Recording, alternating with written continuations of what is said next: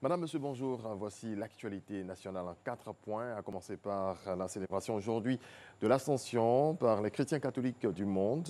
L'Ascension marque la montée de Jésus-Christ au ciel.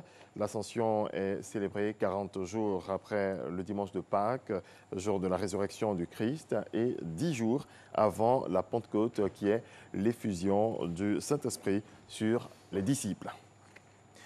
Les femmes entreprenantes mises en lumière par le Musée des civilisations de Côte d'Ivoire.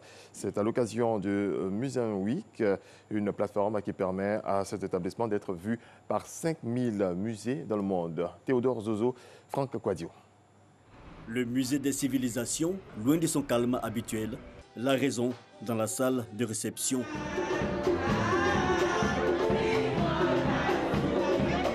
Le monde de l'artisanat féminin est célébré.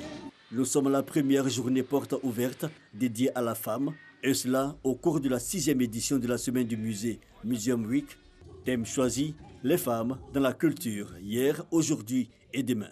La vocation première du musée étant de sauvegarder les valeurs d'une société, les réalisations et autres créations contemporaines dont les femmes sont artisanes, nous amènent à terme à créer une banque de données des figures féminines marquantes du pays pour les besoins d'études de l'histoire.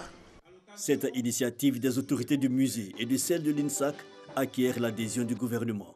Le musée des civilisations, lieu de mémoire symbolique de valorisation du potentiel créatif humain, creuset de notre histoire, fait partie de la plateforme numérique dénommée Museum Week, lui permettant d'être visible par 5000 musées dans le monde, ce qui réjouit les femmes à l'honneur, sujettes encore à de nombreuses difficultés. Les femmes sont courageuses, elles ont envie de se battre, mais si on est incompris, qu'est-ce qu'on peut faire? Nous interpellons les autorités de nous permettre d'avoir un centre incubateur avec les équipements qu'il faut, parce que nous faisons tout ça à la main. Cette journée porte ouverte, une occasion pour les femmes artisans du vivrier d'exposer des œuvres, fruits de leur savoir-faire, mais aussi de nouer des contacts. Il est nécessaire d'aller à la paix et à la réconciliation. C'est le message que véhicule Jacob Bleu à travers ses œuvres. L'artiste peintre a exposé une quarantaine de tableaux. Du football, 27 joueurs pour la campagne de préparation de la CAN 2019. Le sélectionneur ivoirien Kamara Ibrahim a dévoilé sa préliste. Yao Kwasi Gervais est le grand absent. Suivez. 4 gardiens de but. Sylvain Bourou, Badra Ali, Tapeira, Sissé Karim. 8 défenseurs. Serge Aurier, Bakayoko Mamad, Wanlo Koulibaly, Bamba Abdoulaye, Traoré Ismaël, Canon Wilfried, Deli Simon, Komara Chek. 7 milieux de terrain.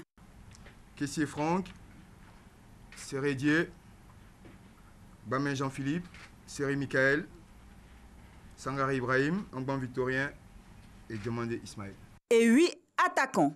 Jonathan Kodja, Mas Gradel, Nicolas Pepe, Zaha Wilfried, Mas Cornet, Roger Assalé, Johan Boli, Bonnie Wilfried. 27 joueurs et quelques surprises, notamment le retour de Bonnie Wilfried qui viendra apporter son expérience et son vécu de champion d'Afrique aux jeunes attaquants qui joueront pour la plupart leur première CAN. Kamara Ibrahim a également profité de cette conférence de presse pour clarifier la non-sélection de Yao Kwasi Gervais, dit Gervinho. J'avoue que mon choix a été difficile. Mais au risque de me répéter, je vous ai déjà dit que je ne peux pas empiler des joueurs de même profil. Les éléphants se retrouveront dès le 31 mai en France pour le début de leur stage de rassemblement et de préparation avant de s'envoler pour les Émirats Arabes Unis le 10 juin où ils vont clôturer leur stage le 19 juin. 3 matchs amicaux sont prévus lors de ce stage de préparation. Voilà, c'est la fin de ce coup d'œil sur l'actualité nationale. Je serai de retour à 6h30 pour développer l'actualité africaine. Vous êtes